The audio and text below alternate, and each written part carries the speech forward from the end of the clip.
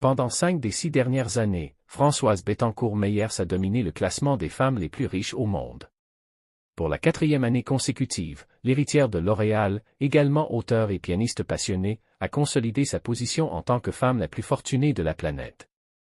La grande majorité de la fortune de cette septuagénaire, estimée à 99,5 milliards de dollars, 91,5 milliards d'euros, provient de sa participation de près de 35% dans le groupe L'Oréal, le leader français de l'industrie de la beauté, qu'elle détient avec son mari et ses 2 fils. Madame Bettencourt-Meyers est vice-présidente de la société et siège au conseil d'administration de L'Oréal depuis 1997.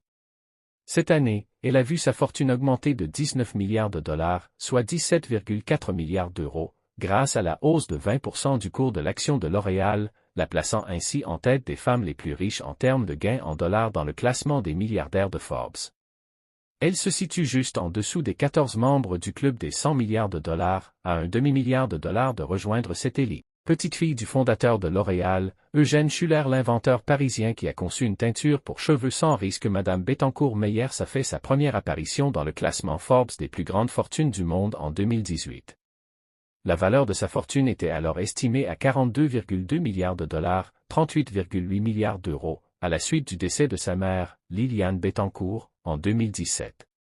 Depuis ses débuts, le cours de l'action de l'entreprise a grimpé de 150% et sa fortune a plus que doublé. L'Oréal est l'une des plus grandes entreprises de cosmétiques et de beauté au monde, avec 44 milliards de dollars, 41 milliards d'euros, de revenus en 2023 provenant d'une trentaine de marques, dont Maybelline, Kiehl's et Lancôme.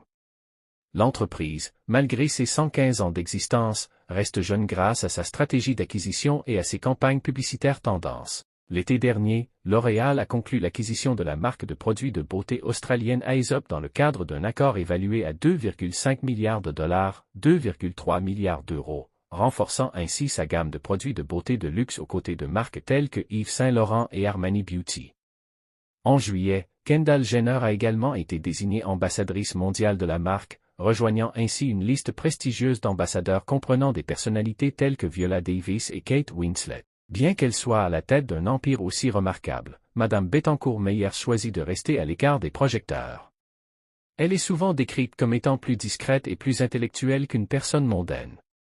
On raconte qu'elle joue du piano plusieurs heures par jour et qu'elle est l'auteur de 2 livres, l'un contenant des commentaires sur la Bible et l'autre sur les dieux grecs. Pourtant, l'ascension de Françoise Bettencourt-Meyers parmi les plus riches du monde ne s'est pas faite dans la discrétion. Elle a fait les gros titres en 2007, lorsqu'elle a déposé une plainte pénale contre François-Marie Bagné, ami de longue date de la famille et photographe de célébrités. Elle l'accuse d'avoir manipulé sa mère malade pour lui soutirer plus d'1 milliard d'euros en œuvres d'art, en argent liquide, en biens immobiliers et autres cadeaux.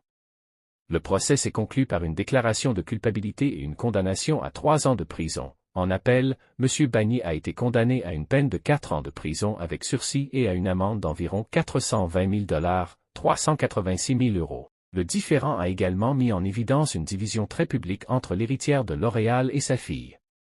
En 2011, un tribunal a nommé Madame Bettencourt-Meyers tutrice légale de sa mère suite au diagnostic de la maladie d'Alzheimer de cette dernière.